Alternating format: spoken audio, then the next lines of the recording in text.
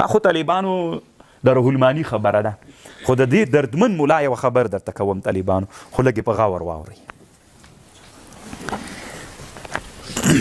کاشکې طالبانو علما د دغه سړي پل تعقیب کړی وای، کاشکې اسلامي امت طالبانو د دغه دردمن ملا خبرې اورېدلې وای، نن به اسلامي امت د دغه حال سره مخ نه و.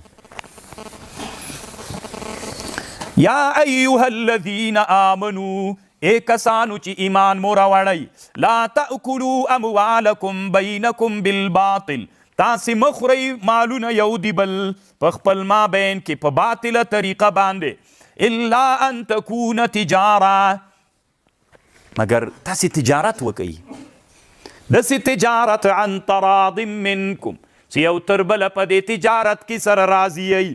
ولا تقتلوا انفسکم، دی وایي چې دا ولا تقتلوا انفسکم دلته تجارت سره ذکر سوی، تاسې فکر د که نه مفسرینو خبره د تجارت ته تیمم دلته څه کار لري، تیمم سره دا څه ربط لري. ولا تقتلوا انفسکم، ای مسلمانانو تجارت مه پرېږدئ، تجارت پرېښودل د خپلو ځانونو وزل دي. خبر درته کوم ان الله کان بکم رحیما، الله په تاسې مهربانه ده. مونږ افغانانو کې یو فکر خپور ده، هره ورځ په ادیره کې چې مړی سوی وي، بس سهر مولا غوږ نیولی وي چې غټه تیاره چپه ده که وړه تیاره، هره ورځ قاته ور روان ده. دا عیب نه ده چې ورته ووایي وي دا وابیان دي چې نه یې مني، اما که د تجارت خبره ورته وکړي چې تجارت وکړه، بیا دی وایي چې کوم ملا تجارت ته ورسي وایي دا علم وهه، علم ازار وهه تجارت ته ځي، او هره ورځ چې دیرې ته رواني پیسو ته یې سترګې مړې نیولي وي، هېڅ هم نه یې پې باندې، اما تجارت چې ورته وایي بیا وایي. څومره سپک فکر د طالبانو تاسې. اوس د طنطاوي خبره واورئ رحمه الله. دی وایي علامه طنطاوي وایي یو ورځ کله چې سوریا د فرانسویانو د احتلال او د استعمار لاندې وله، وي د ما یو ملګري و د حلب نه راغلی و، حلب و شهبا د حلب نه راغلی و مصر ته، وي ما سره مجلس کو طنطاوي وي بیا ده راته ویلي دا د ما ملګری چې ووایي دا په سوریه کې وایي یو له لوی علماو مشرانو د دې وطن نه و. یو ورځ د فرانسې یو دا د کوم لوی د ځواک قمندان زه وغوښتلم، وایي ما ته ویلې چې دلته راسه، وي چې ورغلم وی راته ویلې چې دا خلک ولې له موږ فرانسویانو سره جنګ کوي، موږ خو د دې دپاره راغلي یو چې تاسې ښه متمدن کو، پیسې درکو، هر څه درکو، ولې موږ سره جنګ کوئ. وایي د ملګري مې راته ویلې چې ما ورته ویلې چې دا ځکه کوم امت چې د بل چا په اوږو باندې بار سي، هغه امت کې هغه صفت غریزي چې الله پیدا کړی چې باید خپل هغه کار وکړي، خو په هغه کې چې دی په بل باندې بار سي هغه مړ کېږي، هغه غریزي صفت پکې مړ کېږي. وایي ما ورته ویلې چې اوس ګوره غوا څه د غوا کورنۍ مالونه، دوی کې یو غریزي صفت دا ده چې خپله به اوبو ته ځي، خپله به وښو ته ځي، که نه چې صحرا کې مال وي، په دشته کې هوسۍ وي، غواګانې وي، هغوی اوبو ته څنګه کوي؟ خپله ځي، خو چې چا ته یې راوړې کور ته یې راولې نو هلته به دوی کې دا غریزي صفت مړ سي، ځکه اوبه کولي په چا سول؟ په کور والا چښتن باندې سول، نو دا څوک وګرځېده؟ ډېر وخت چې ووته دا غریزي صفت پکې مړ سو، دا غریزي صفت پکې مړ سو، نو الله عز وجل دغه امت نه هغه نعمت چې ورباندې کړي هغه نعمتونه الله پې دروي. وایي ما ورته ویلې چې تاسې فرانسویان خو دلته راغلي یئ چې د موږ وطن راته څوک کوي، وایي را آباد کوي، خو تاسې راته آبادوئ، د سوریې او د حلب مسلمانان به نو د تاسې په اوږو باندې بار سي، نو چې تاسې په اوږو بار سو په دوی کې الله پاک دا همت کې ښودلی که نه چې خپله ځان ته کار وکړي. نو خو تاسې که فکر وکړئ یو موټر چې ډېر وخت ودرېږي طالبانو، خصوصا چې زرې موټر وي هغې پلجېږي، جمپینونه یې طالبانو شلیږي، نو کوم انسانانو کوم امت چې د بل چا په اوږو بار سي د دوی خپله څوک شلیږي؟ هغه غریزي صفات چې هغه الله په دوی باندې نعمتونه کړي دي هغه شلیږي. نن اسلامي امت کې د صنعت او د تجارت او د ابتکار فکر شل ده که نه ده شل؟ نن طالبانو وسلې ته ضرورت سته که نسته ده؟ جواب غواړم سته.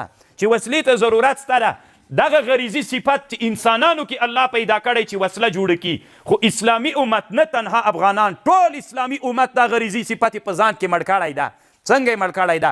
وسله یې کافرانو ته ور پرېښودلې، کلشینکوف به روسان جوړوي، امپور به امریکایان جوړوي، M16 به جرمنان جوړوي، مرمۍ به یې هغوی راوړي، مونږ به چی کوو؟ مونږ به یوه زیړه بوشکه کې مو دومره ایله غریزي صفات را پیدا سوی ده، نور ټول مړ ده، هېڅ شی مو نسته ده. رښتیا ووایي چې مونږ الله په کوم صفت پیدا کړي یو، هغه صفتونه او هغه وشلونه مو شل سوي دي که نه؟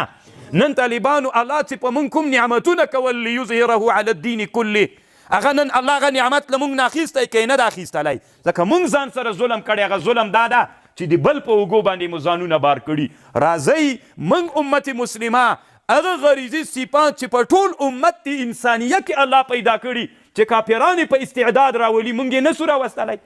چې رایې ولو نو ته ورته ګوره چې موږ کوم اهدافو ته رسیږو. وی دا خبر مې چې ورته وکړله، ویلې دا دې چېرته لیدلي د کوم کتاب کې؟ وي ما ورته ویلي و کتاب کې پلانکي عالم او پلانکي کتاب نهضة الامة وحیاتها، په دې کتاب کې د پلانکي عالم هیڅ کتاب کې وي دا مسئله لیدلې وي. فرانسوی ډېر حیرانه سو، څومره ښه خبر ده طالبانو.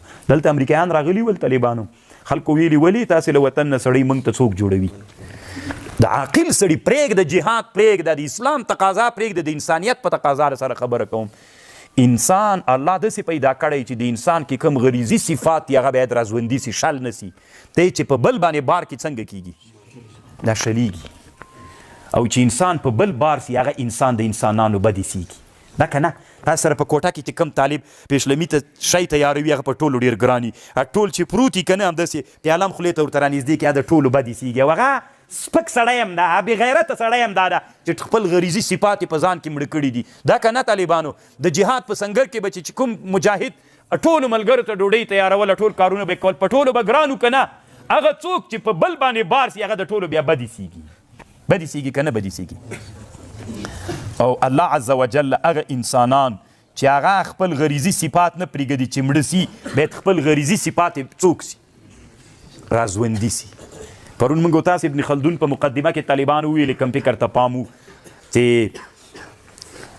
اذهب انت وربک فقاتلا، تا او رب دې ورسئ جنګ وکئ، انا هاهنا قاعدون، موږ دلته ناست یو. درته نه صفت باندې الله پیدا کړی، ته یې دا استعداد په تا کې سته، ورسه مقابلې ته که نه؟ ته راجیګ سه، ته ورسه، دا خپله غریزه دې مه مړه کوه چې په حرکت باندې سي. الله دومره عجیب ذات ده، کله چې انسان اراده وکړي هغه انسان الله د انسانانو اراده څنګه نه کوي؟ دا اوس که 10 نفره 20 نفره په دې فکر پیدا سي چې موږ په افغانستان کې د ټولې دنیا د پرمختللي ډرون تیاري وسله برابرولی سو، په رب العالمین درته قسم کوم چې دا حرکت الله نه ناکاموي. ناکاموي دا تړون الله پاک سلطنت و بادشاهي ته رسوي. که دا تړون الله ناکام کړي چې هر څه راته وایي خپل هدف ته به رسیږي او امت مسلمه ته بیا څوک نصیب کیږي؟ قدرت. اوس طالبانو تاسې غوږ ورته ونیسئ. دای څه وایي تنطاوي وایي دلته مولایان وایي چې ولا تقتلوا انفسکم، وایي خبره د تجارت ته دی وایي ولا تقتلوا انفسکم. او رښتیا وایي طالبانو تاسې غوږ ورته ونیسئ. الا ان تكون تجارتا، مگر چې وي تجارت عن تراض منکم، تجارت باید وکئ په رضا. ولا تقتلوا انفسکم، خپل ځانونه مه مړه کوئ، معنا تجارت مه پرېږدئ. کله مو چې تجارت پرېښود بیا تاسې مړه کېږئ، وزل کېږئ، ذلیل کېږئ. ان الله کان بکم رحیما. دی څه وایي طالبانو؟ دی وایي طالبانو کله چې غربي دنیا څه د اروپا او امریکا، دوی چې کله صنعت جوړ کړ، شیان یې جوړ کړل، د نن نه 100-200 کاله مخکې طالبانو د اختراعات یې شروع کړل. دا اختراعات طالبانو غربي دنیا ته راوړل.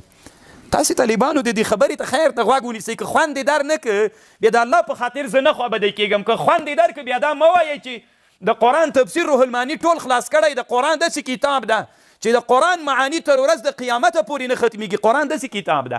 بیا مه وایئ چې نوي جدید او عصري خبرو ته ضرورت نشته، هغه مولا ویلې او دغه مولا ویلې. خاورې دې په دې مولا واوړي چې قرآن د یوې زماني کتاب بولي. ته ورته غوږ ونیسه. اوس ولې برطانویانو د غربي دنیا نه چې موږ نه شپه ورځ بدله ده، نن په شرقي دنیا کې څوک ده؟ غربي دنیا کې نن څوک ده؟ اوس شپه دومره لري د غربي دنیا نه څنګه راغلل؟